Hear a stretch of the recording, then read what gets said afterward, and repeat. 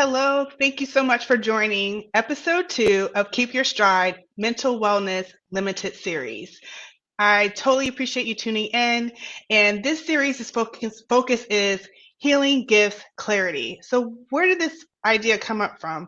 I've been working as a professional development strategist for over 10 years now. It started when I was working in career services, and through the years, it has evolved to where I've helped develop professional development programs for different organizations and also volunteering and working with individuals one on one.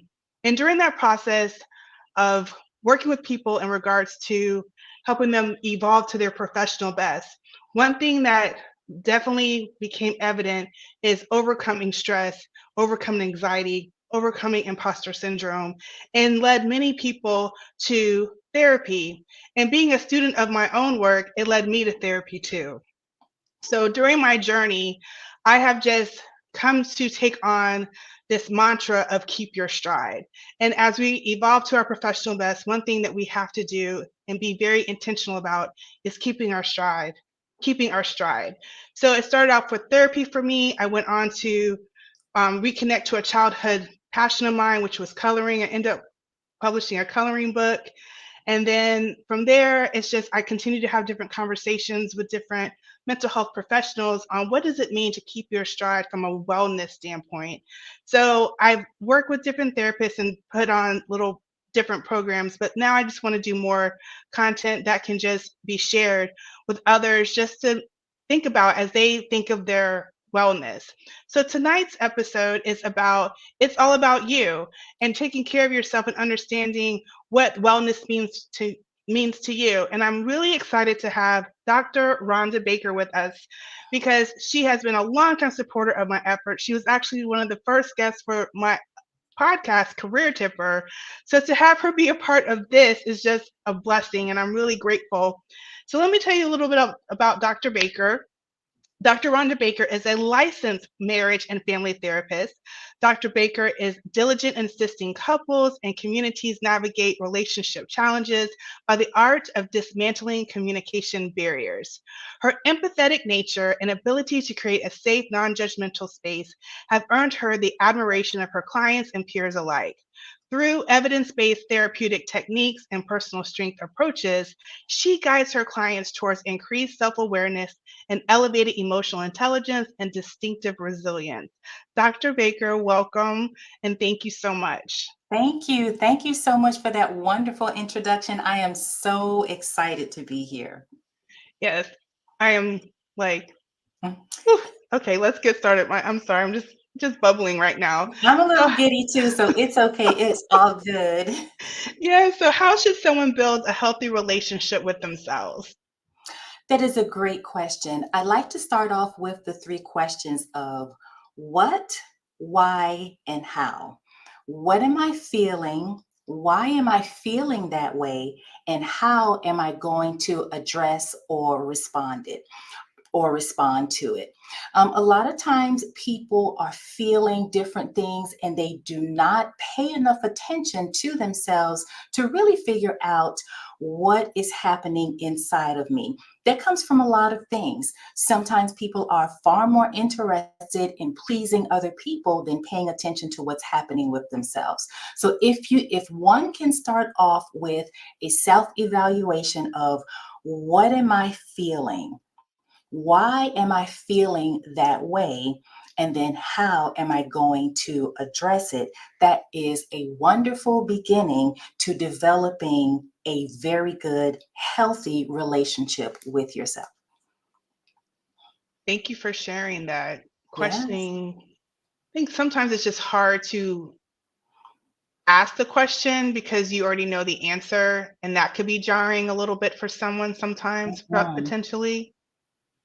I think listening to what it is that you are feeling, really starting to honor yourself because it really has not been something that we have been taught to pay attention to ourselves because it's been classified as being selfish or self centered. But it really is a skill that humans have to develop when it comes to really paying attention to what am I feeling? That is really directed also in your body. What is my body feeling? Why does my body feel that way? Also, your emotions. What space am I in? Who am I connecting myself to? Am I depleting myself trying to do other things that I simply don't have time to do? So, if one can start with those three questions, that really would assist in zeroing in on honoring themselves and developing that healthy self relationship. Understood. So, what are the unexpected ways our childhood may impact our relationship with ourselves as an adult? I hear a That's lot about like reparenting, where we reparent. Some of us are reparenting ourselves. well, that's a great question because individuals don't really pay attention to what went on in childhood and how it could really begin to develop into different personalities and behaviors when they are adults. For instance, how do you have relationships? Relationships in your workspace, relationships with siblings, relationships with parents, relationships on the job.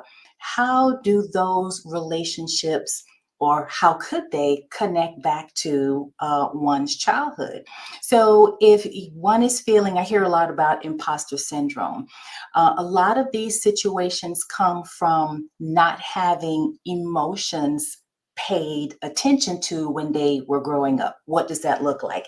It's a dismissive feeling when you are sharing how you're feeling, and that could be expressed through tears. A lot of us grew up in a space where stop crying. Well, what are you crying about? And so those types of scenarios assist in pushing down of emotion. And so some people really move into a space of becoming avoidant when they start to feel things that they believe they shouldn't feel, or that they believe their emotions are not going to have an ability to be paid attention to by others. So let me clean that up a bit. If you're feeling a certain way, you can begin to question yourself in reference to, well, did I do a good job? Was my presentation okay in the workspace? People are kind of telling me that I did a good job, but I'm not really sure if I believe that. Encouragement growing up really helps the adult person grab a hold to when compliments are being given. So that's just a few ways that our childhood can sort of affect how we are as an adult, but there's so many. So, when one is thinking about going to therapy to address some of the things that you just shared, or other things that may come up that's pressing in their spirit, should therapy be done on an ongoing basis or on seasonally, like in increments? I would say both, depending upon the situation. Seasonal therapy usually comes up when someone is in a bit of a crisis and they know that they need some outside assistance. It's one of those things where it's like, I can't handle all these things that are happening on my own. I believe that I need to go and talk with someone so that I can sort some things out. Ongoing is when you've actually done that, but you want to periodically go back and sort of do a head check. Therapy is designed so that you are learning how to think differently about different challenges that you have, so that you can be more productive, more progressive in your thinking, and not have what's called a bad reaction clinically to things. So I would say, depending upon the situation, definitely seasonally get in there, get what you need, but ongoing so that you can just make sure that you continue to hone those skills. Our brain is a muscle. And just like when individuals continue, like even when one has lost weight that they've wanted to lose, or have gotten their body in a particular shape that they want to get their shape in, they still continue to go to the gym to do those types of exercises. And I would submit that therapy or counseling is the exact same thing, because you really want to keep your brain sharp, centered around those new skills that you've learned while you were going to therapy in that season of challenge. Thank you for sharing. Thank you for sharing. Yeah. So, what are a few points that someone should remember when nurturing their relationship with themselves Mhm. after we stirred up all this emotion and it's like, okay, What do we process do? this. Yes, absolutely. I love the word HALT as an acronym and staying keyed into not getting too hungry, not getting angry, not being lonely or tired. So HALT, HALT. We all know, or we at least know someone that when they get hungry, they're a little bit of a different type of person. They even have a commercial that talks about, well, you're not you when you're hungry. That is a Hangry, big deal. hangry.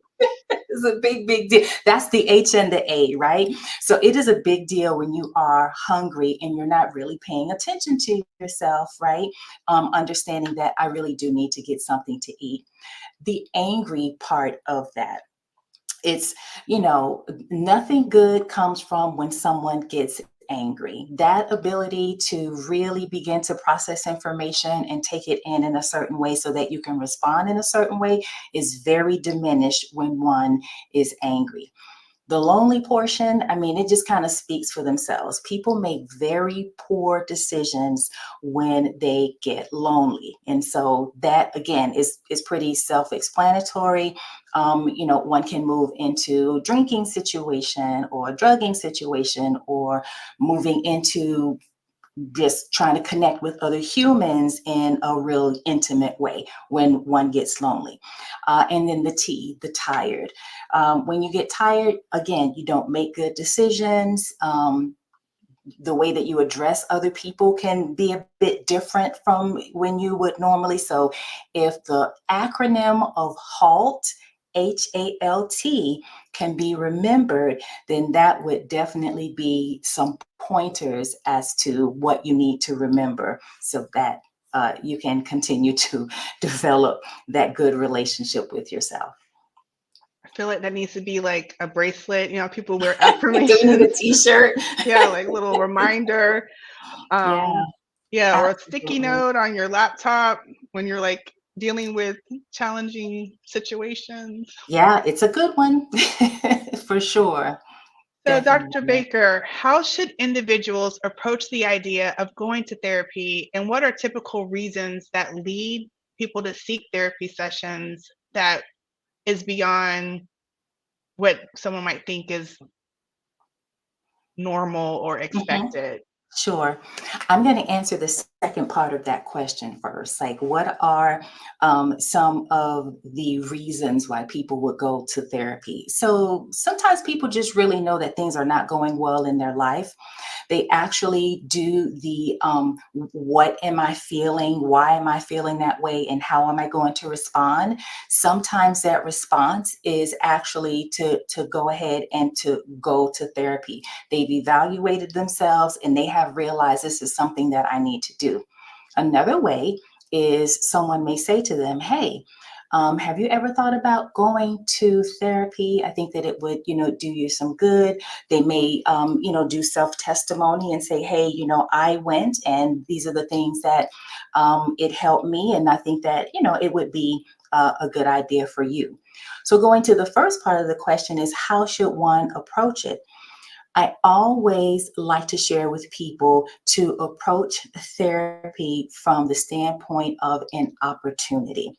This is an opportunity to find out more about myself, why I've been exhibiting certain types of behaviors, why am I addressing certain situations in the way that I'm addressing them, but to always look at it as a positive thing, which is a tall order for some people because typically the stigma, and then we also are still dealing with the stereotype. It's like, oh, well, what do you mean that I need to go to therapy? Like, what do you think is wrong with me? And then there's that moment of offense.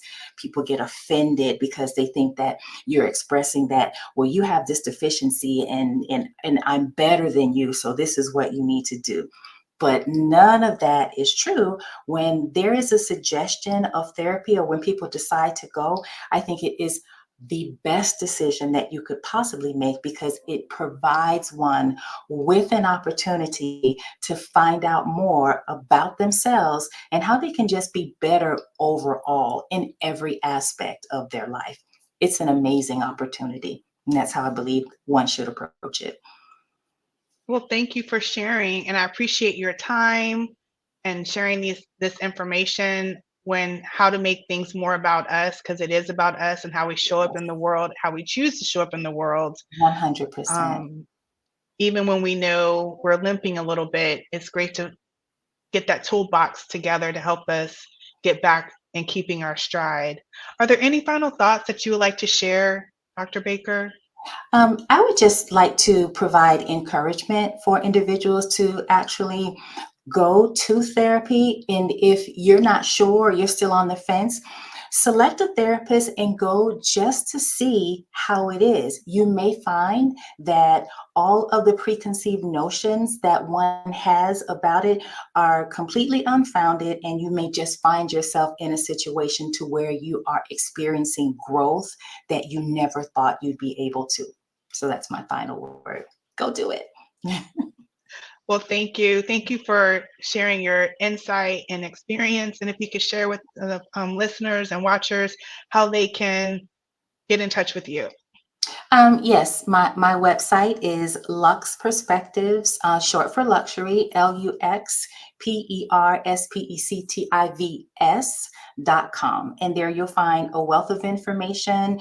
You'll be able to get in contact with my office, and then hopefully we'll see you soon. Awesome. And you can find me, Michele Beatty, on LinkedIn and Instagram and Facebook and YouTube at Keep Your Stride. Thank you so much for tuning in. I appreciate your time, and I look forward to you joining us for episode 3, Mindful Evolutions with Valerie Carmel. Thank you.